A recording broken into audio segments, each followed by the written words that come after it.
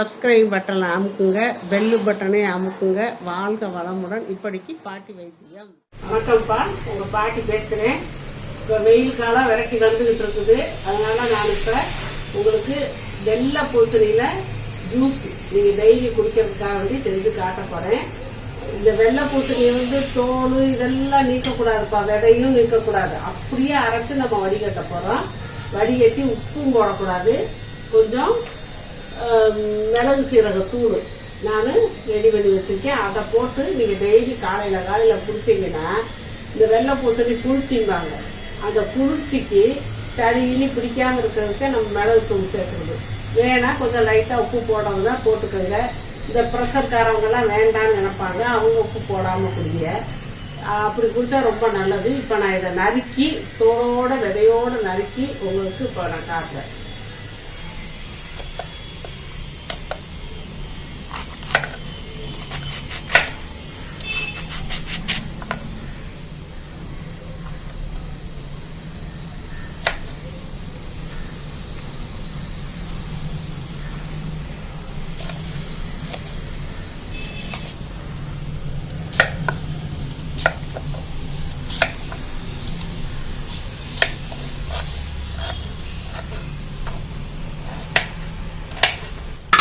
இப்போ இதை காய் விதை தோல் எல்லாம் போடுறோம்ப்பா. இப்போ பூசணிக்காய் விதைன்னே கடையில் விற்கிறாங்க. தோலெல்லாம் உரித்து ஏதோ பக்குவம் பண்ணி விற்கிறாங்க. அதில் முடி வளர்றதுக்கு நல்ல சத்து இருக்குது. உடம்புல அது ஏதோ ஒரு முக்கியமான சத்து இருக்குன்னு சொல்லி அதை வாங்கி டாக்டர் ரெக்கமெண்ட் பண்ணுறாங்க. அதை வாங்கி சாப்பிட சொல்லி. இப்போ நம்ம அந்த பூசணி விதை தோலில் எல்லா காயிலையும் தோலில் தான்ப்பா நல்லா சத்து இருக்குது. தோலை நம்ம சீவி வேஸ்ட் பண்ணுறோம்.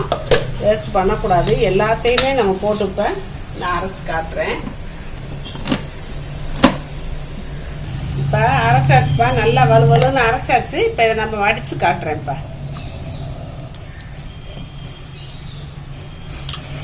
ஒரு வடிகட்டியில் வடிச்சுக்கலாம். அப்படியே குடித்தா ரொம்ப நல்லது தான். ஒரு சிலர் குடிக்க மாட்டாங்க, இந்த வாயில் சிக்கும் கஷ்டமாக இருக்கும்னு சொல்லி சுத்தமாக குடிக்கவே மாட்டாங்க. அவங்களெல்லாம் குடிக்க வைக்கிறதுக்கு தான் நான் வடிகட்டுறேன். அப்படியேவும் நம்ம எடுத்து சாப்பிட்றதுனா கூட சாப்பிட்லாம். சார்லையும் அந்த சத்தெல்லாம் போயிடும். எதுக்கு வேஸ்ட் பண்ணணுமே தான் சொன்னேன்.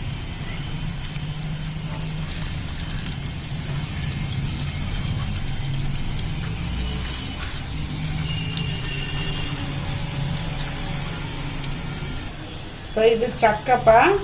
இது சாப்பிட்றதுனா சாப்பிடுங்க, கீழே போடுறதுனா போடுங்க. இப்படியே கூட தனியாக சாப்பிட முடியாது. அந்த ஜூஸோடு அப்படியே நம்ம சப்பி கூட சாப்பிட்லாம். பிரியம் இல்லாதவங்க கீழே போடுறதுனா போடுங்க. ஏன்னா இதில் பூரா ஜூஸ் எல்லாம் இறங்கிடுச்சு. இந்த ஜூஸில் இது மிளகு சீரகம் பொடிப்பா வறுத்து அரைச்சி வச்சுருக்கேன். அது ஒரு 2 வெறுக்கடின்னு வரும். வெறுக்கடினா இந்த 3 விரலில் இப்படி பிடிச்சா எவ்வளோ வரும் அந்த மாதிரி ஒரு வெறுக்கடி தான் வரும். ஒரு கிளாஸுக்கு போட்டாச்சு. ரொம்ப போட்டால் காரம் அடிக்கும்.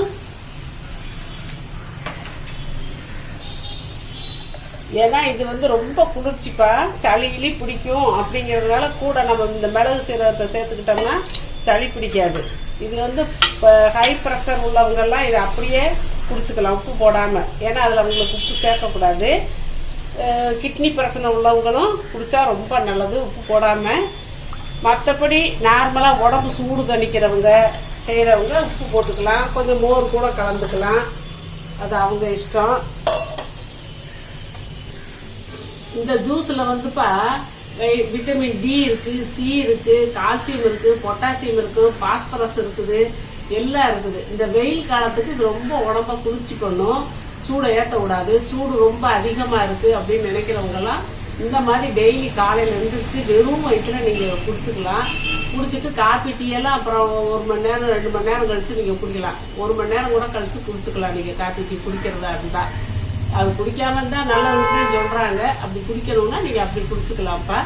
இது அல்சர்காரவங்க, அந்த வயிறு புண்ணு உழுது போயிட்டுல அல்சர்காரவங்க நல்லா கேட்கும்ப்பா. அல்சர்காரவங்களுக்கு இது அவ்வளோ ஒரு நல்லது. புண்ணே ஆறி போயிடும். இன்னைக்கு ஒரு 30 நாள் 48 நாள் குடிச்சு பாருங்க, புண்ணே ஆறி போயிடும். அல்சரு, இந்த நெஞ்செரிச்சல் பிரச்சனை, எல்லா பிரச்சனைக்கும் இது நல்லது. வயிறை வந்து அவ்வளவு கூலாக, உடம்பவே கூலாக வச்சுக்கப்பா. இது மாதிரி நீங்கள் இந்த மாதிரி ஜூஸ் செஞ்சு இவ்வளோதான் வரும். இதில் ஒரு அரை டம்ளர் 100-125 ml வரும். இப்போ குடிக்க முடியாதா, இவ்வளோ தண்ணி இதுதான். கடையில் பீஸ் போட்டு விற்பாங்க. அதை வாங்கிட்டு வந்து நம்ம அரைச்சி காலையில் நைட்டே வாங்கிட்டு வந்து வச்சுக்கோங்க. காலையில் ஃப்ரிட்ஜில் தான் வைக்கணும், வெளியே வைக்கக்கூடாது. வெள்ளை பூசணி வந்து குழப்பம்னு ஆக ஆரம்பிச்சிடும். அதனால் இப்போ ஃப்ரிட்ஜில் வச்சுருங்க வாங்கிட்டு வந்து.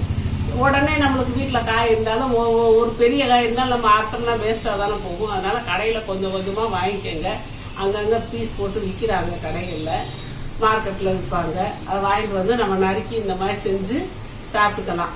சாப்பிட்டாலும் இதில் வேணால் 2 கொத்தமல்லியெல்லாம் கூட 2 கூட போட்டுக்கலாம். அப்போ போட்டு அரைச்சிக்கலாம். தனியாக போட்டால் நம்ம வாயில் திப்பியாக இருக்கும்.